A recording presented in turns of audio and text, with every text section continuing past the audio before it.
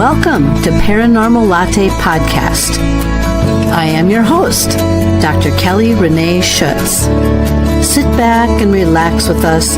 Grab yourself a really good drink. Spend an hour and let's delve into a world of chatter about the mysteries of the unexplained. Whether you are a skeptic or a believer makes no difference.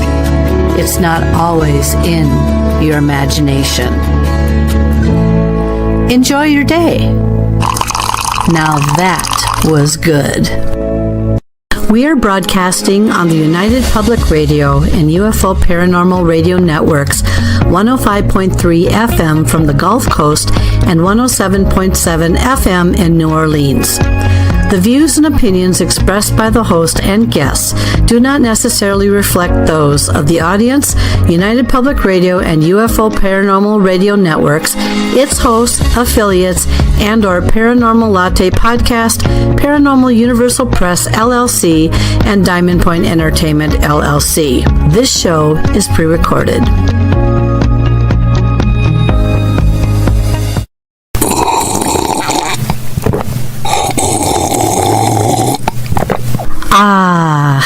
Now that was good. Good day, everyone, and thanks again for joining me for another episode of Paranormal Latte Podcast. My name is Dr. Kellie Renee Schutz, and I am the host and producer of this show. Well, we have a very interesting guest this evening. Kellie Fitzgerald is in the house, and what makes her so fascinating? Well, she's an author. She's written children's books. She is constantly on the move regarding her work, but there's one thing about her that many of us have not experienced yet, and that is she passed away, I believe it was within the last year or two, and she had been gone from our planet for a good 12 minutes.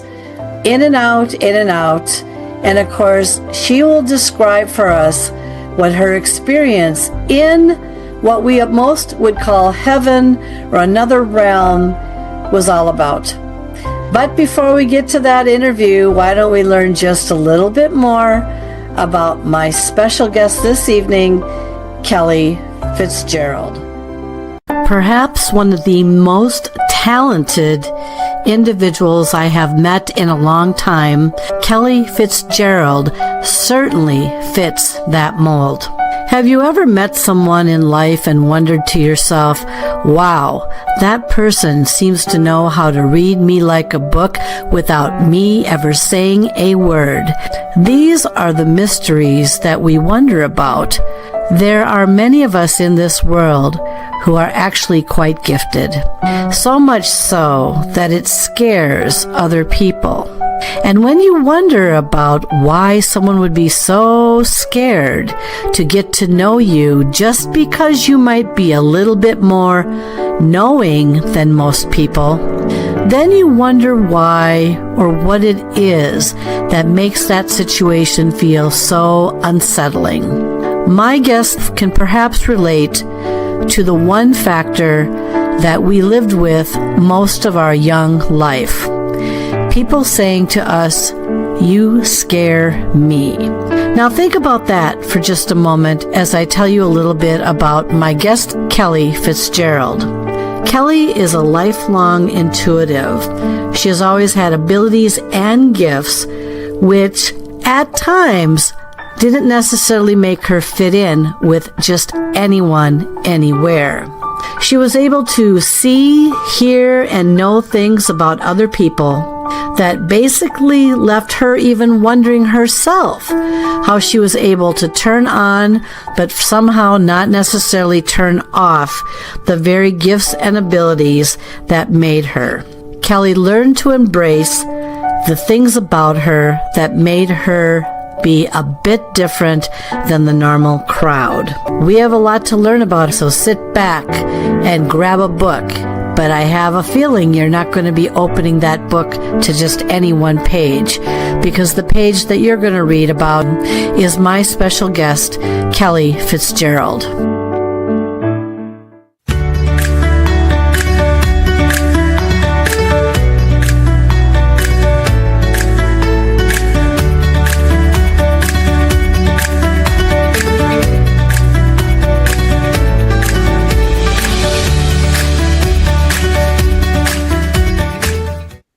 Well, hello, Kellie, and thank you so very much for being on the show today.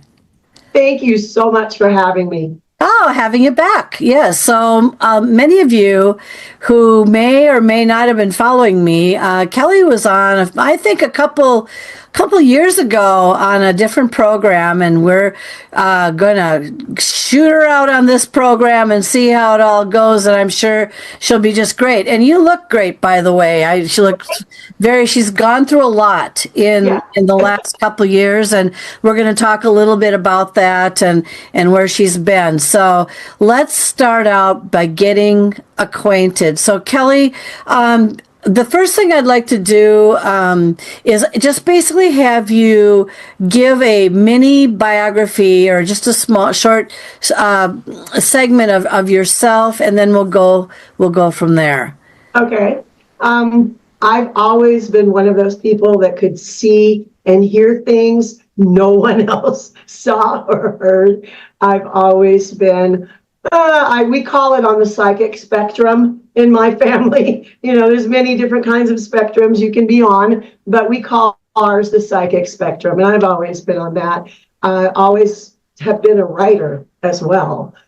Before I could write down my stories, I would just tell them to people, many of whom were not at all interested in what a little kid had to say.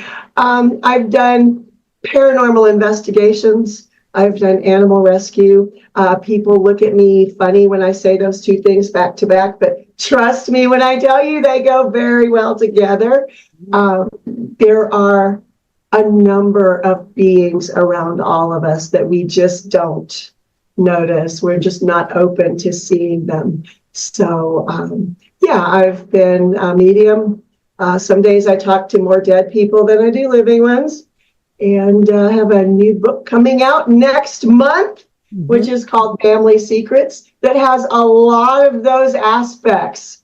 A little bit of the animal stuff, a little bit of magical stuff, a lot of paranormal stuff. So it sort of was probably the easiest book I've ever written in my life. Mm-hmm. Yeah, that'll be exciting when that one comes out. And again, is that a flavor of paranormal? Does it have anything spiritual in it? Is it a flavor of everything, or how would you classify it? I've had people reading over the last month, and what keeps coming up is it is deeply spiritual. It teaches that love will overcome everything, and it is not the least bit Christian, which gets people. Normally, when you have something that comes in that is demonic, that is being fought, or it is some kind of dark energy that is being fought, it is usually people invoking archangels and Jesus and all of the Christian stuff. This has none of that. We have a Buddhist monk. We have a woman whose family had been in Appalachia forever, and she knows a lot of root magic and, what they called granny magic and that kind of stuff. And that is really throughout this entire book. That's the theme, is there is more than one way. People used to say there's more than one way to skin a cat. There's more than one way to fight a demon, too. Yeah. So I think, especially working in the paranormal realms, I think more people need to know that, because that is not really on paranormal shows. It's always call a priest. How about call a shaman? How about call the old woman over here that has grown up with this? So that's kind of what it is. Yeah, I call old wisdom. I mean, the thing is this stuff has been going on, and Kellie knows this because she's practically an expert in this. But the thing is this stuff has been going on for a long time. But when people, the thing is as we age and we grow up from being a young person, that's when our experiences start. And so a lot of times it's very hard for people to wrap their head around going back, or somebody else back in time has also had experiences or these attitudes or their perspectives about things. So, yeah, and sometimes we just have to remind people a little bit about what goes on out there. And of course, Kellie lives in a very interesting area. Wouldn't call you a mountain woman, but I would call you someone that lives in a mountain. How would you describe your area that you live in? Think 1850s Wild West. Interesting. It is beautiful. There is a lot of stuff going on spiritually and paranormally in this area because some very, very bad things happened to the indigenous people that were already here.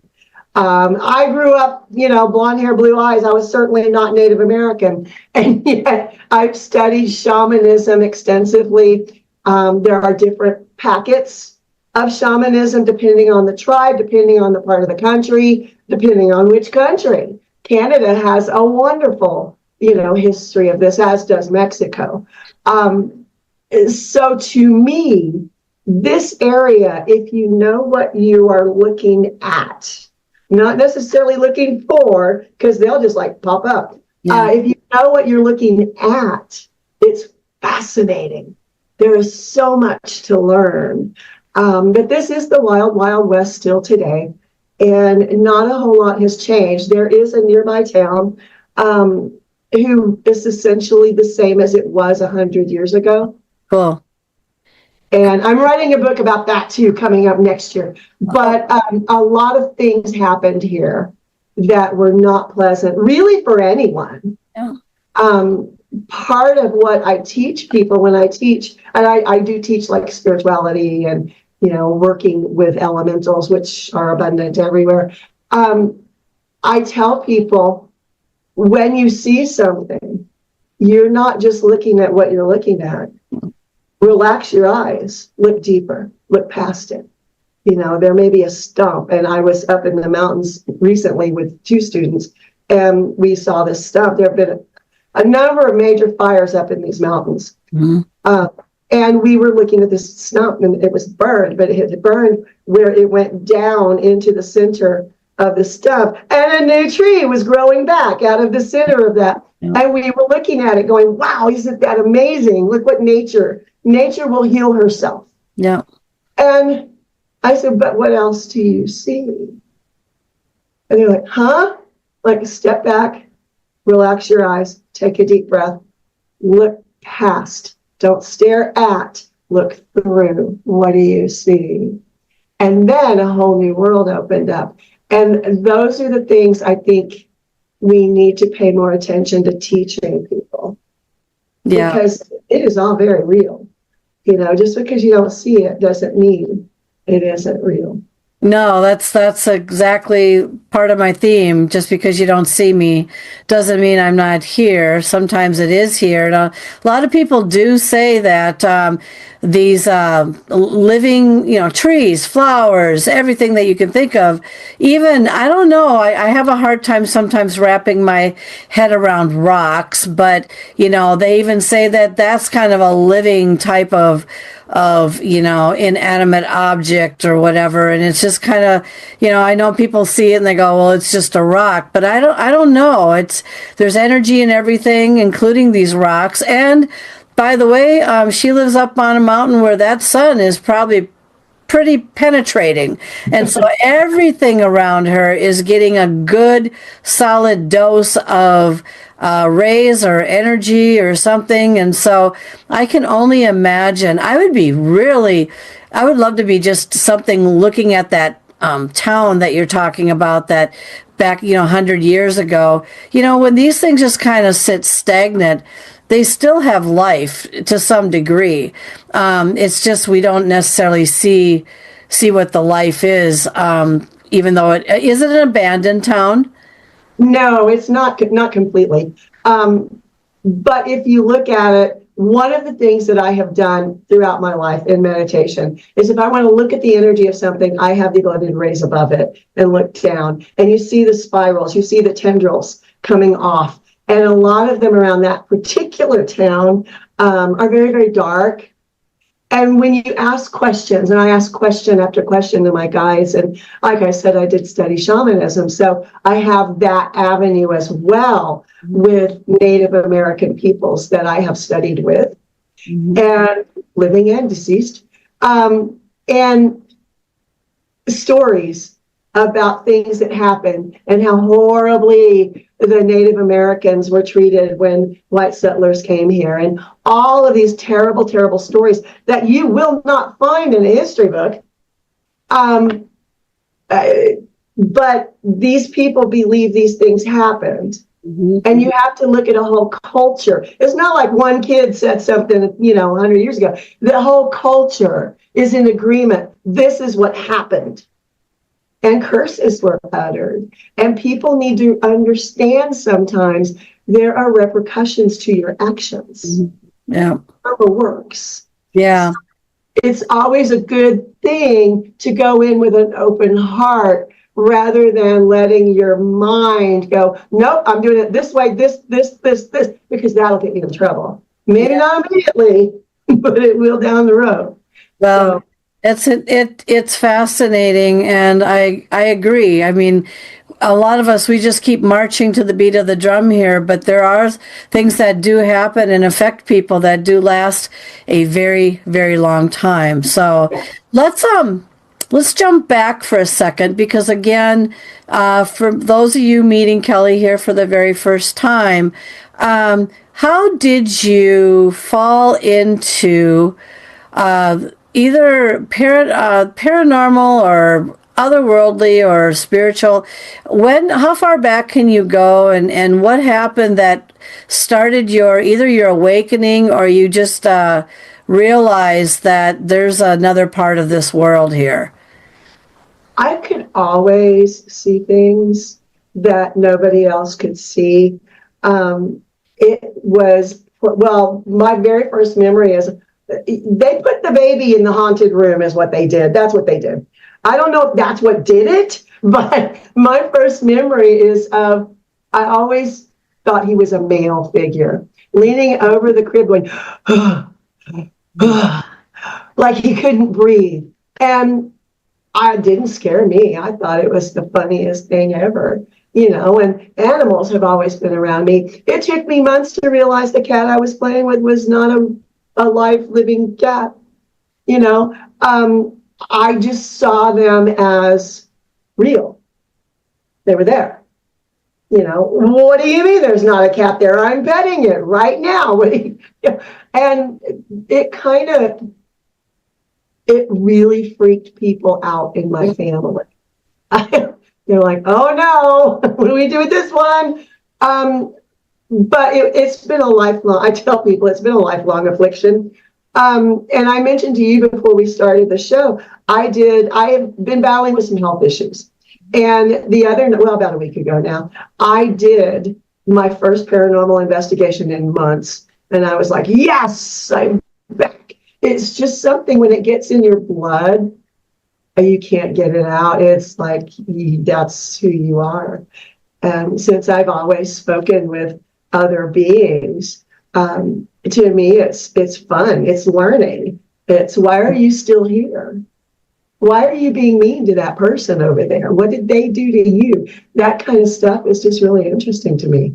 It's, walk into an old Victorian home in San Francisco, and I had bought it. It had been abandoned. I was going to, restore it a bazillion years ago. This is not recent. But, I walk in and there's this little room that's like barely bigger than a closet. And I said, all right, why'd you do this? And I hear we needed storage. That is where the brooms and mops were kept. You walk through it. There was room over here for cleaning supplies, room over here for cleaning supplies. There was no other storage. Okay, I get it. And then, the real estate agent at that point thought I had lost my freaking mind. But I said, this was where they stored cleaning supplies. See, you can tell on the walls, there used to be shelves here. Somebody removed the shelves. If there had been shelves there, I could have walked through and said, oh, this was storage. But because the shelves were gone, it made no sense at all. So you learn a lot being open.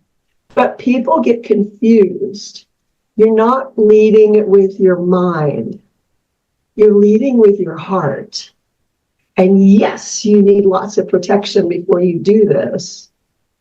But you learn how to do it. And you learn that sometimes beings that look mean or horrifying are the sweetest entities you can come across.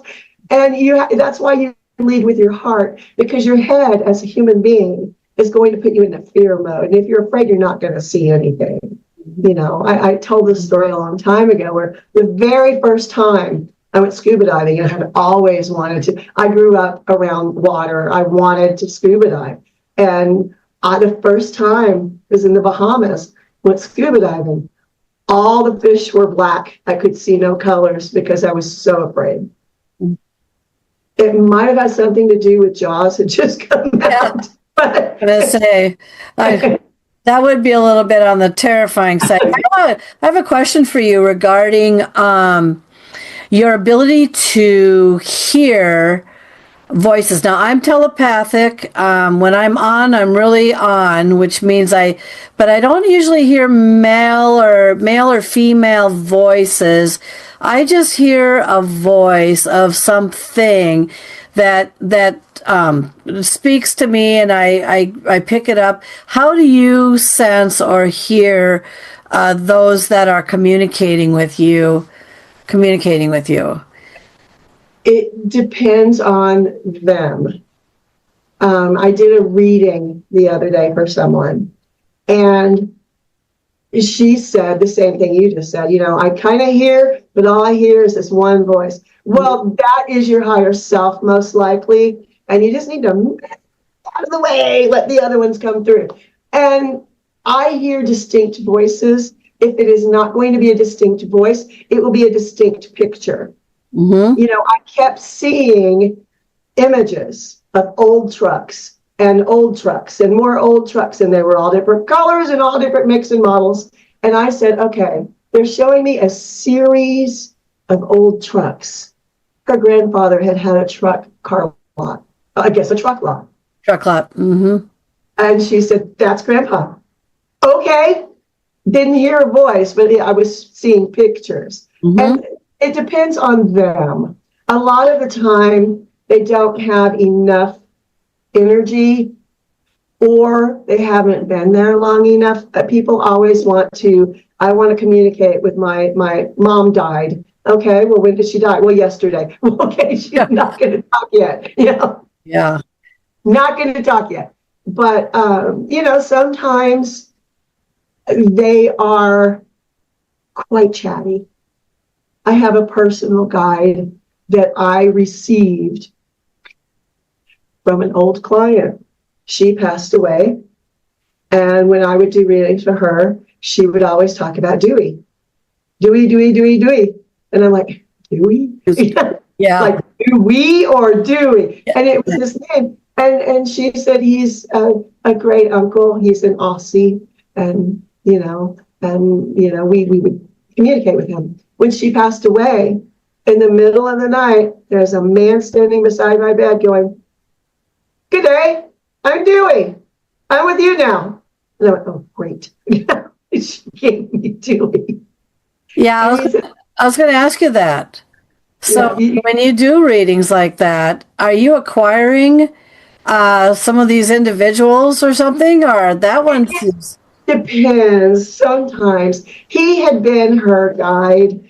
And sometimes when we ascend, when we go on to the next level, if we have done enough work as a human being and we are ready to ascend to the next level, and maybe that's where reincarnation comes in. Some of us take a lot longer to get there than others. Mm-hmm. But when we do that, we have choices. People think, oh, I just kick back forever. No. There's still work to do. And you can be a guide.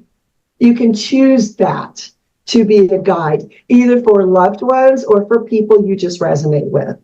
Mm-hmm. And in his case, which he is a Kiwi, not an Aussie, she was incorrect. He says he's a Kiwi. And he just decided well, I was guiding that one, I'll guide this one now. And they can do that. Sometimes they will flip between family members. You have a large family and like a father figure crossed over. He may come to this one and then that one and then this one and over there. They can choose to come back into a family if they want. I don't know why anyone would want to, but but that's a choice. So people have some misconceptions with what happens, when we die. Choices. Yeah.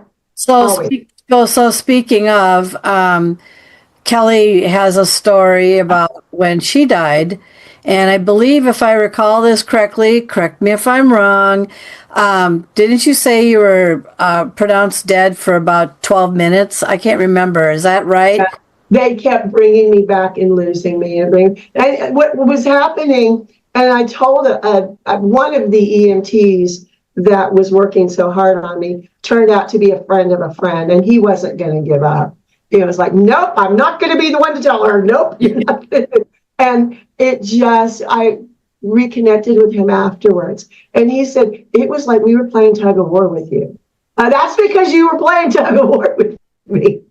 Because I was on the other side hanging on to a friend, going, don't take me back. Yeah. But Tell them the story about what happened, because people are wondering, well, how did she die? Car accident, or how did ultimately my heart stopped, but it stopped because of an infection. I have, and you can still see I have a scar right here. I have a number of autoimmune issues. One of them gives me sores in my cheek. They're like big cysts. And it's happened for decades. So usually when it happens, I go to the doctor, they give me antibiotics, it goes away, no big deal. But out here in the Wild Wild West, I went to the doctor. They said, yeah, it's infected, just wash your mouth out, like every couple hours and it'll be fine. I'm like, I need antibiotics. You're not getting this. I need antibiotics. Oh, no, they've been overprescribed and we think this will heal up. Well, it didn't heal up. And I got sicker and sicker, and it got into my bloodstream, and it went to my heart, and my heart went, no, and stopped. I do not remember calling 911 or calling anyone, but I had to have. So I don't know. I guess they kept me alive long enough to make sure help was on the way. Or the dogs are really talented. Either one. It could go either way. But when the ambulance got here to my house, they realized I was dying. And they had to keep me alive. And they did not have the experience or the equipment to do that. So I sat on my front porch while a horrified looking, very young ambulance technician was staring at me like, what are you waiting for? I'm dying here. Well, they called another ambulance. So the second ambulance came, and I died in that ambulance briefly, and they brought me back. And I remember waking up and going, crap, I'm in an ambulance. What if I'm stuck in an ambulance forever? What if I cannot get out of this ambulance? And I was making myself think and laugh about the possibility of a soul being stuck in an ambulance for all eternity. And that brought me back. I started breathing. And periodically things would happen that would make me laugh, and I would start breathing. And that happened until they got me to the helicopter. And once I was in the helicopter, I was like, nah, I'm out. I've made it to the helicopter. I've done my duty. Leave me alone. And I remember sitting outside the helicopter, looking at the view. And that's how I knew I had died. But it was an infection that went into my bloodstream. and caused my heart to stop. I was gone for a long time, and they did all sorts of medical tests. They were sure I would have brain damage or something, and they were looking, and I was kind of in and out when they were looking at things. They finally, a doctor came in and he said, "Are you Buddhist?" "I don't subscribe to any religion." "No." "Okay. Why?" Your brain activity is like that of a Buddhist monk in meditation." And I said, "Well, let me tell you, death is one hell of a meditation. I mean, I don't know how else to put it." And he just kind of laughed. And I said, "Can I see those tests?" And yeah, we'll get them to you. Never saw those. Never saw those results. And I asked for them repeatedly, and nurses asked for them, and doctors, the same doctor who had spoken to me, looked at this nurse like he didn't know what she was talking about. So I don't know what was on those tests really, but there's a bajillion videos on YouTube that you can look at to see brain activity of psychics. I think that's what it was. I think it had very little to do with the fact that I had died. I think my brain just works differently, as does everyone else who is like I am. But you can't really tell a doctor that. They don't want to hear that. Oh, doctors, are you kidding? When I had the handprint on my body that stayed there for 3 hours, nice and bedded, red, purple. Yep. There was one guy, there was one doctor, and I brought it up. I said, "Can you explain to me how a handprint gets on somebody's body?" And they just shut down immediately. I have to preface this, though, again, and I bring it up periodically on the show, because I've worked in law and I've worked in all kinds of things, and depending on what you're trained in, there are ways that you have to look at things, think about things. You're not going to have the same, even if it's a medical profession, you're not going to have the same doctor in this look at the same thing in that. They have their different theories or different ideas. And so to bring that up to a doctor, like I was telling someone on the show a few weeks ago, I said, I said it at the stand-up that I just got done doing for Spooky Night. But anyway, I said to everyone, I said, what are you supposed to do? Say to the doctor, I want a CT scan, I want an MRI, I want to see if there's something weird going on with me and all that. Because in a lot of cases, if they can't justify it, and it'll come out of your pocket, first of all. And that's a big, big expense for just a fly-by-night. I want to see what's in my body. So I don't know. So after that, how many days were you in the hospital for? I had 2 weeks. I think it was 13 days or something like that. The first 2 or 3 days was not in my body. And I remember watching nurses come in and take vitals, and I'm like up here watching them going, "You're not going to wake me up," And it just, it took me a while for my friends on the other side to talk me into coming back. And, I spoke to people in those couple of days. I don't remember talking to them. They swear they spoke to me. I asked one person, "Were you sure it was me?"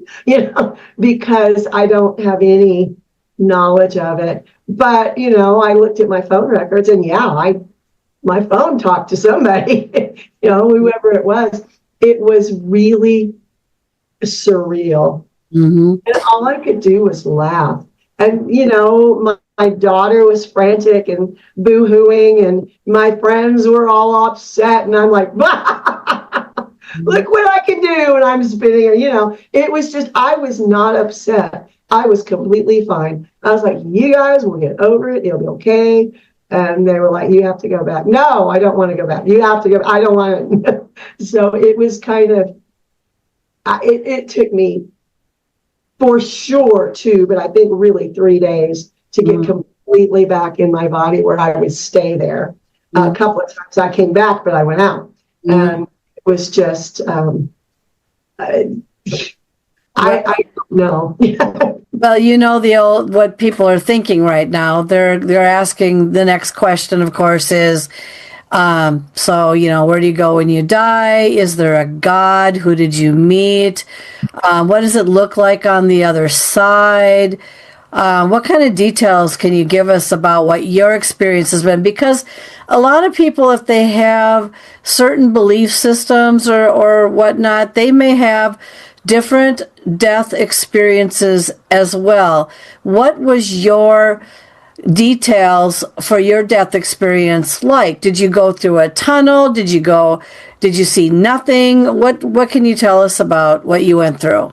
The one thing that was impressed upon me more than anything else is we all have our own experience.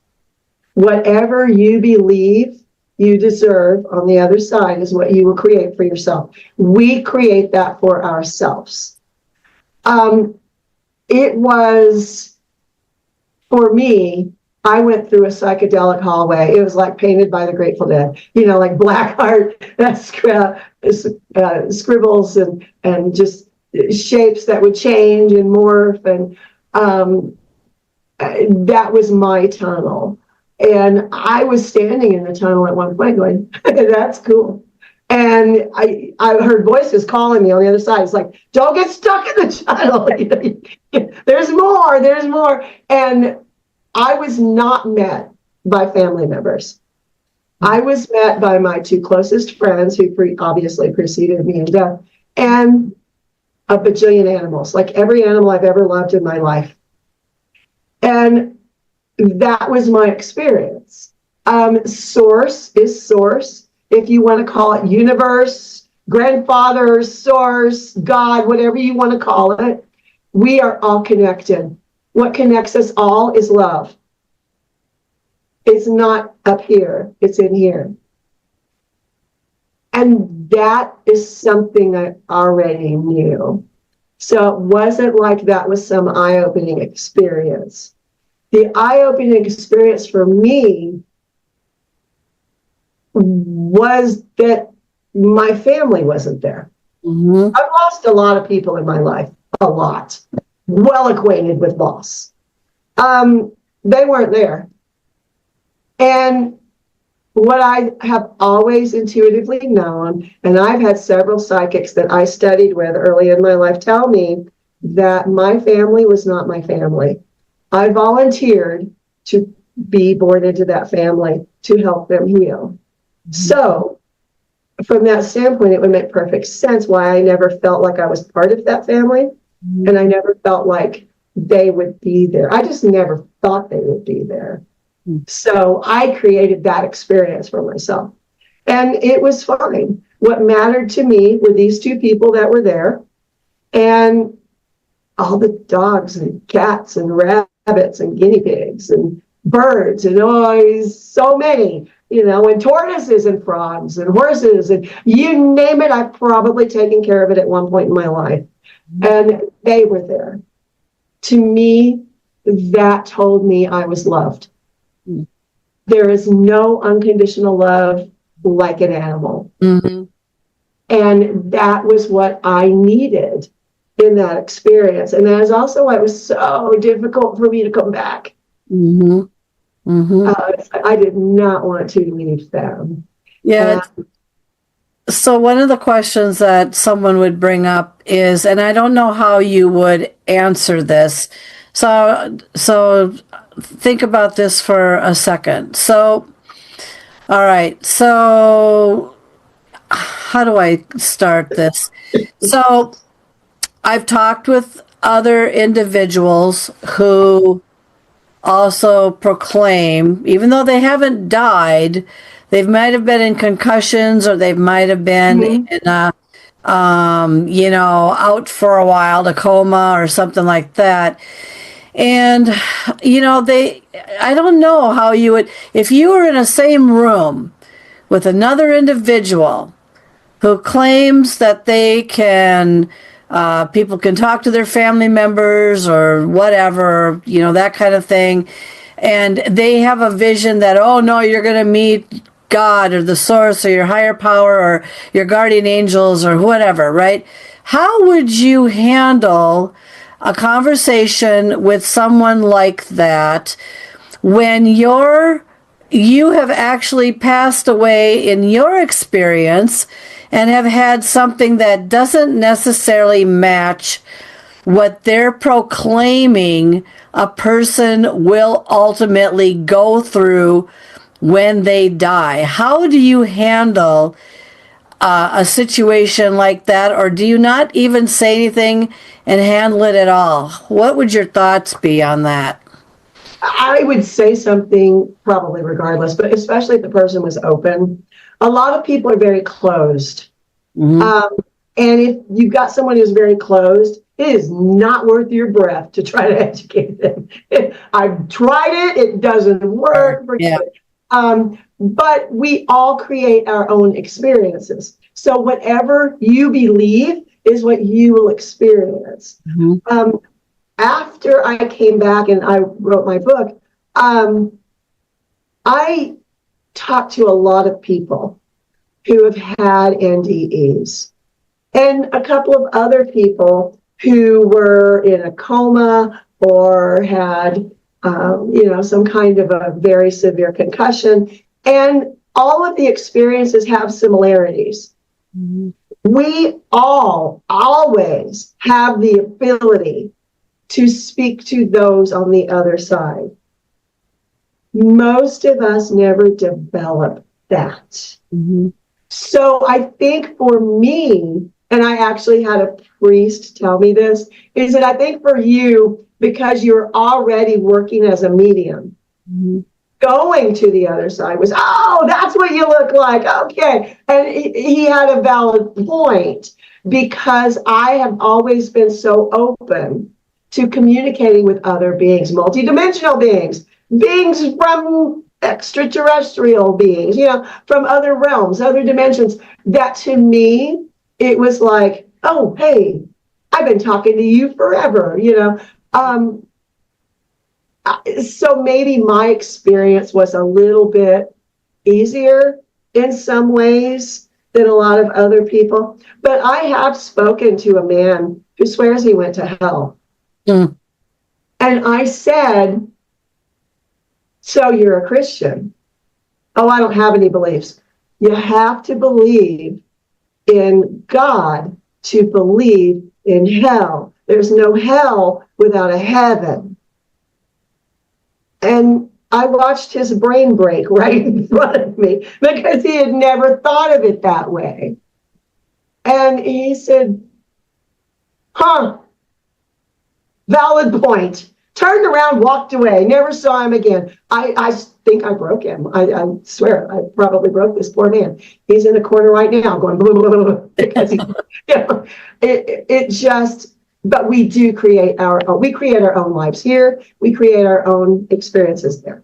That's the way it works. So one of the things that I wonder about, especially, is how long the energy maintains itself for, because I can attest to the fact that my father had tried, when he passed away, had tried to reach out up to 3 months. So I usually kind of use 3 months as a guide of, they might hang around for 3 months, or they might, be gone well before then. Some of them depends on once again, I agree with you, depends on their belief system. It depends on if I'm going to go and ascend to the highest cloud, if that's what their belief system is. So for an example, my husband's parents, they were very diehard Catholic. And I said, I've asked him a handful of times since their death, since the day that they were buried, and I had an experience with his mother and also with his father, but there hasn't been hide nor hair of any kind of essence of them hanging around at all. My dad, it took till like February, 3 months. When I say February, December, January, February, before I finally, at that point, he just kind of, didn't necessarily stop by anymore. So Right. I don't know. What are your thoughts about how long energies hang around for? It depends again on the person, but I will tell you, sometimes people reach out before they go. Mm-hmm. My grandmother did that. I was sound asleep. My daughter was sound asleep. My grandmother died, and she came and woke us up and said, "I'm going now." And we're like, "No, you're not. Get back here." But that is, I've heard of other people having those experiences. Once they're on the other side, the soonest one I've been able to contact is about a month after they have crossed over. And people don't understand that. And here's how that works. An energy body is very different from our physical bodies. And on the other side, you have no physical body. You have an energy body. And to come back and communicate to your loved ones, you need a lot of energy. You need to build up that energy. Otherwise, you're going to come back and you're going to scare people because you're going to be an energy blob. They're not going to recognize you. So most people wait. There's been a couple that have not, but most people wait until they have sufficient energy built up and they know how to use the energy body. That's another thing, before they try talking to or reaching out to someone. I have had a couple of people, we got called in, I work with a couple of people doing paranormal investigation. We got called in because someone thought they had a demon in their house. And I went, not likely, but all right, we'll be there. And we walked in and I feel an old woman in an old like house dress that they used to wear with an apron on. Yeah. And I see her in the kitchen and she's got gray hair and she's got those bobby pin things keeping it up here. And I saw her and she looked and she smiled at me. And I went, okay, clearly not a dude. Yeah. And I asked questions. What are you seeing? What is going on? How is it, and they had freaked themselves out because initially when she started appearing, she was a blob. So they would get up in the middle of the night, they would see a blob. Oh, it's a demon, it's a blob. No, it was your grandmother trying to say hi, but she didn't have enough energy left, yet. And people jump to conclusions. Mm-hmm. Nothing against Christianity, believe what you want to believe, but they are the most likely, in my experience, devout Christians are the most likely to jump to that conclusion that something is demonic. Yeah. And it makes me laugh. Yeah. It makes me laugh. The same people will buy their teenage daughter a Ouija board, though. I know. It's like... I know, so you can open it up and bring one in, so I don't know. Yeah. I think it's interesting how people grab onto certain beliefs. They either get you when you're really young, but you know what? My beliefs started out one way and they've actually have neutralized to something a little bit different now. And I do not believe that everything is a demon, although I have to tell you, I have friends that believe things are all demons. And it's like, no, I don't think so. I think it's just a grumpy old spirit that, is territorial and doesn't want you hanging around. That's put it in a different perspective and take a look at it differently. But, there are a lot of people who are very skeptical about a lot of things. And yeah, you don't attempt to convince them of anything. I know that in doing this for the longest time now and talking to so many people that I don't have to convince anyone of anything. If you want to believe that you're, I don't know, Michael Jackson or whatever you want to believe yourself to be, well, then I guess we'll just call you Michael Jackson, that kind of thing. We always were taught in law that if somebody sounds a little bit I don't know, out of off the beaten path, that if they want to sit and believe that that's what they are, well then okay, fine. We identify them as what they are. And that doesn't mean that they are Michael Jackson. It just means that that's how they identify them. And it's the same with your beliefs. If you want to identify that something is a demon or this or that, I wouldn't go saying that word very much. But the thing is there's nothing I can do to convince you otherwise unless you're ready to jump over the broomstick to something else. So it's pointless. Yeah, it's very pointless. Yeah, it is totally. So one of the things and this is a good place to move to. I want you to talk a little bit about the new book that you've got. That did you say the family secrets? Did that come out yet, or is that coming out? October. It will be out around October 10th, as close to October 10th as I can make it. It's final formatting phase right now, so as soon as that's done, we're ready to go. It's there are bits and pieces in this book from paranormal investigations. There are a couple of things from my own life.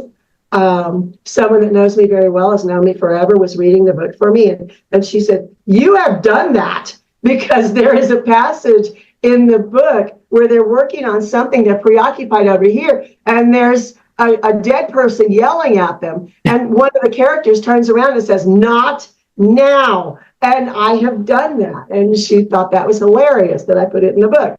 But I actually say that a lot. It's about one family. And it's about how they started out very bright, very light, very loving, very giving. And one very powerful woman in their ancestry dealt with a lot of loss by herself, and no one would help her. And she allowed that grief to fester and to make her mean and make her very angry and make her very vindictive. For years and years and years, I've been teaching spirituality. I've been teaching, do not let anger fester. And people were just like, didn't get it. So through this book, maybe they'll finally get it, because anger can do very horrible things. And this is about that woman going down a very, very, very dark path. And it leading to dark rituals and black magic and killing people and disappearing people and cursing people and all of those things that went through her descendants until one woman was born and went, okay, I've had about enough of this, and fixed it, or attempted to fix it. I can't say she's fixed it because it's not fixed, but she's working on it. And that, someone asked me, do you write anything without a lesson in it? No, probably not. Probably not. But it is based on a lot of paranormal investigations, based on people in Appalachia. If you spend a lot of time in Appalachia at any point, you're going to hear some of these stories, because they've been passed down from generation to generation. And I spent a lot of time kind of, after my big, ugly, horrible divorce many years ago now, I ran away from home. And I just started talking to people, different areas, different, what do you think about the world? What do you think? What do you believe? And this book is sort of a hodgepodge of a lot of Appalachia culture and a lot of root magic. I grew up hearing about root magic, but most people did not. They had no clue what root magic is. There are some rituals that Cherokee, who had originally been in this area where the book is set, performed. But just like in Native American culture, particularly the Navajo culture, there are beings called skinwalkers. Desert Southwest. Yep, here we are.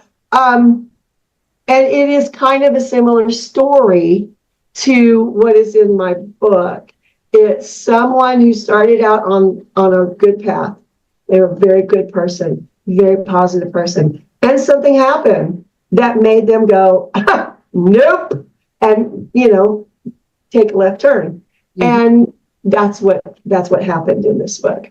No, it's very interesting. That's interesting, and it's people can relate to this stuff. Think about how you come into this world, and some people are destined to either go to misfortune because of, maybe the upbringing, the environment, the whole 10 yards. Some of them want out of that, and so they change their lives to try to make their lives better. It sounds like there's a lot of interesting points in this book that will make people think. And on that note, now, how do people reach out to you?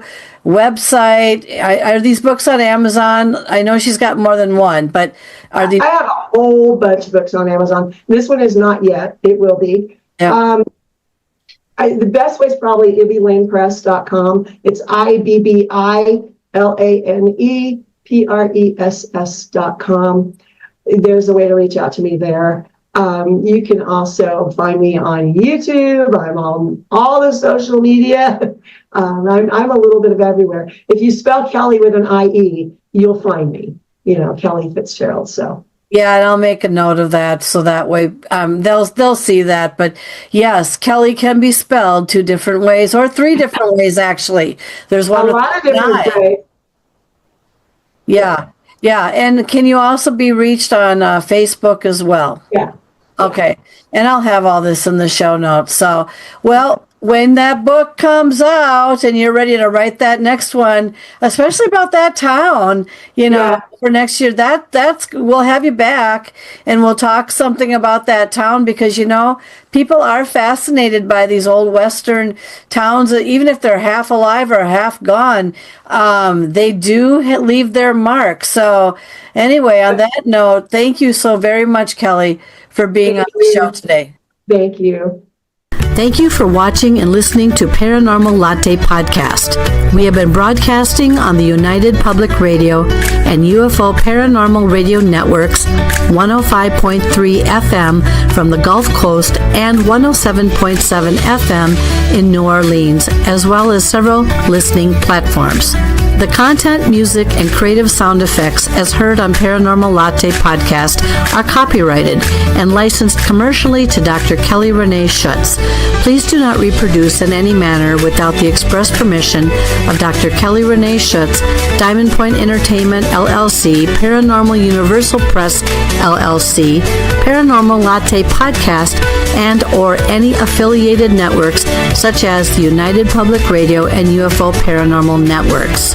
The opinions and information expressed by the guests, hosts, and sources as heard and seen on the Paranormal Latte Podcast are not necessarily those of Diamond Point Entertainment, LLC, Paranormal Universal Press, LLC, Paranormal Latte Podcast, and the United Public Radio and UFO Paranormal Networks, as well as their producers.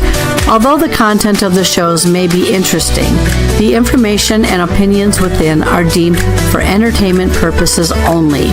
Subscribe to continue your enjoyment and interest, and thank you for making Paranormal Latte Podcast part of your day. Now that was good.